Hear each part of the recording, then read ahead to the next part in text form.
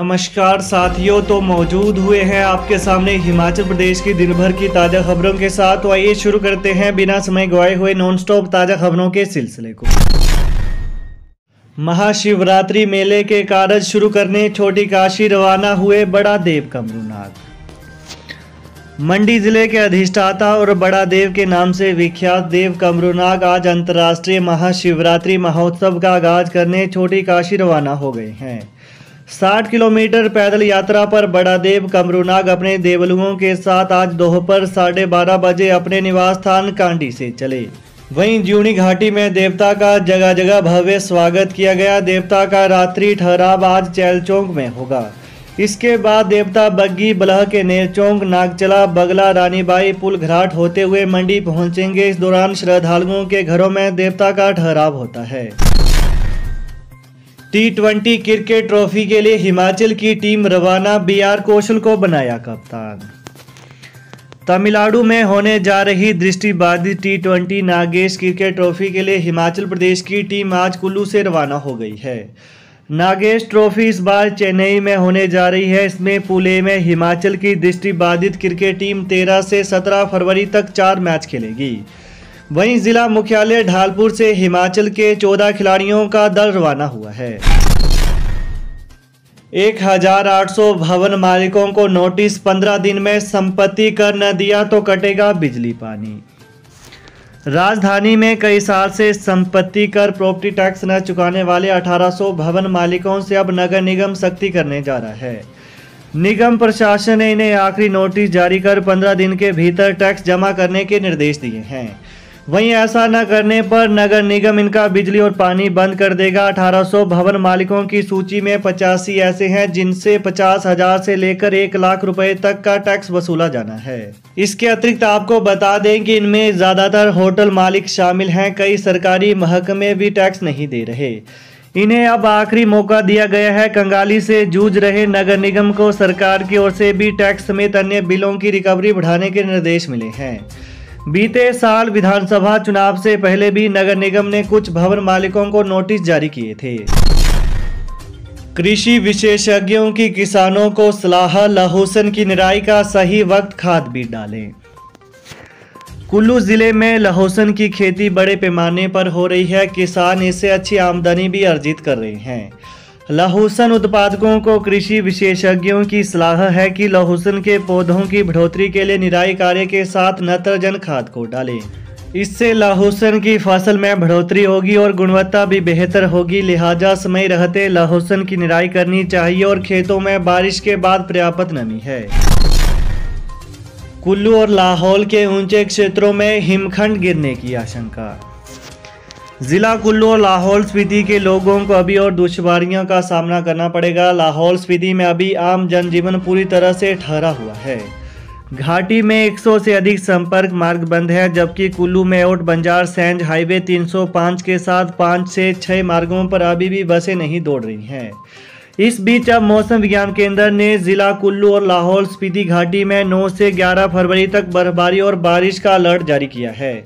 वहीं ऊंचे इलाकों में हिमखंड और हिमस्खलन को लेकर भी चेतावनी जारी की है। अदानी विलमर का निरीक्षण करने पहुंचे अफसर बोले, सब ठीक, नकद कर अदायगी की जरूरत नहीं। GST अधिकारियों ने बीते दिन परवाणु में अदानी विलमर के डिपो गोदाम का निरीक्षण किया। इस दौरान अधिकारियों को कंपनी के कारोबार संचालन में किसी भी तरह की अनियमितता नहीं मिली है। वहीं अधिकारियों ने GST कानून के नियम 86B का हवाला देते हुए स्पष्ट किया कि इसके तहत GST अदायगी नकद की जाती है। अदानी विलमर के निरीक्षण के बाद कंपनी को नकद कर भुगतान करने की आवश्यकता नहीं है। साइकिल से मंडी की पहाड़ियों को नापेंगे श्रीलंका के युवा। श्रीलंका के युवा जल्द ही मंडी में पहुंचकर यहां की पहाड़ियों को साइकिल से नापेंगे। साइकिलिंग के लिए उनको प्रेरित करने की भूमिका मंडी के साइकिलिस्ट जसप्रीत पाल ने निभाई है। साइकिलिंग की फील्ड में हर रोज नए आयाम स्थापित करने वाले मंडी शहर के जसप्रीत पाल की साइकिलिंग का डंका विदेशों में भी बजने लगा है। उनकी साइकिलिंग से प्रभावित होकर विदेशी साइकिलिस्ट उनसे मिलने और यहाँ की वादियाँ निहारने के लिए यहाँ आना शुरू हो गए हैं। वहीं श्रीलंका के कोलंबो निवासी 39 वर्षीय पराक्रमा जसप्रीत की साइकिलिंग से प्रभावित होकर और मंडी की वादियों को निहारने के लिए 3 दिवसीय दौरे पर यहां पहुंचे। जसप्रीत पौल और पराक्रमा की मुलाकात साइकिलिंग की विश्व स्तरीय ऐप स्ट्रावा के माध्यम से वर्ष 2020 में हुई। उसके बाद से पराक्रमा लगातार मंडी आने का प्रयास कर रहे थे। 10वीं 12वीं टर्म 1 परीक्षा में अनुपस्थित रहे विद्यार्थियों की विशेष परीक्षाएं कल से। 10वीं व 12वीं कक्षा टर्म 1 परीक्षा में अनुपस्थित रहे विद्यार्थियों की विशेष परीक्षाएं 10 फरवरी से शुरू हो रही हैं। दोनों ही कक्षाओं के 262 परीक्षार्थियों के लिए प्रदेश भर में 12 परीक्षा केंद्र बनाए हैं। 10वीं व जमा 2 कक्षा के ऐसे नियमित परीक्षार्थी जो टर्म 1 सितंबर अक्टूबर 2022 व विशेष अवसर नवंबर दिसंबर 2022 की परीक्षा में खेल प्रतियोगिताओं में भाग लेने, मेडिकल ग्राउंड या किन्हीं अन्य अपरिहार्य कारणों के तहत परीक्षा नहीं दे पाए हैं को ऐसे विषयों में जिनमें वे अनुपस्थित रहे हैं उन्हें बोर्ड द्वारा विशेष परीक्षा का अवसर प्रदान किया गया है। वहीं ये परीक्षाएं प्रातःकालीन सत्र 9:45 से लेकर 1 बजे तक संचालित की जाएंगी। तो ज़्यादा जानकारी के लिए आप स्कूल शिक्षा बोर्ड की वेबसाइट पर जरूर विजिट करें। प्रदेश के 2200 प्रधानाचार्यों को मिलेगा पाठशाला नेतृत्व का प्रशिक्षण। प्रदेश में स्टार्ट प्रोजेक्ट में 2200 प्रधानाचार्यों, मुख्य अध्यापकों, बीआरसी और सीएचटी को प्रौद्योगिकी क्षमता और नेतृत्व प्रशिक्षण दिया जा रहा है। इसके लिए स्कूल नेतृत्व विकास कार्यक्रम में शेड्यूल के हिसाब से प्रशिक्षण कार्यशाला करवाई जा रही है।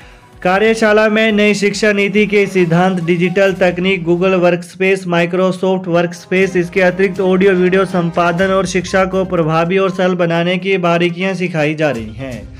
लाहौल स्पीति और किन्नौर में 100 और अन्य जिलों में 200 को प्रशिक्षण मिलेगा।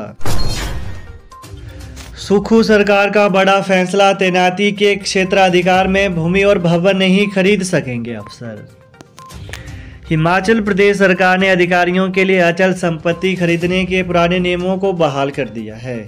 सरकार ने इस संबंध में 15 फरवरी 2016 को जारी निर्देशों को रद्द करने और 12 जनवरी 1996, 16 अगस्त 1997 और 26 सितंबर 2012 के निर्देशों को बहाल करने का निर्णय लिया है।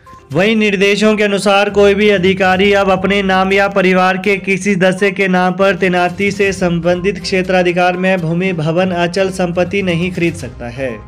साथ ही जिन अधिकारियों का तबादला कर दिया गया है उन्हें भी हाल ही के अधिकार क्षेत्र के भीतर भूमि, भवन व अचल संपत्ति खरीदने की अनुमति नहीं दी जाएगी। वहीं खरीद विलेख को पद का प्रभार छोड़ने की तारीख से 2 वर्ष की अवधि तक संबंधित अधिकारी व उसके परिवार के सदस्य के नाम पर पंजीकृत करने की अनुमति नहीं दी जाएगी। वहीं कार्मिक विभाग ने सभी प्रशासनिक सचिवों, सभी विभाग अध्यक्षों, मंडलीय आयुक्त व डीसी को इन संशोधित निर्देशों की कड़ाई से अनुपालन के लिए सभी संबंधितों के ध्यान में लाने को कहा है। इन निर्देशों को कार्मिक विभाग की वेबसाइट पर भी देखा जा सकता है। तो ये है आज दिन भर के मुख्य समाचार। तो प्रदेश की ताज़ा खबरों को पाने के लिए चैनल को जरूर सब्सक्राइब करें। Thanks for watching. जय हिंद, जय हिमाचल।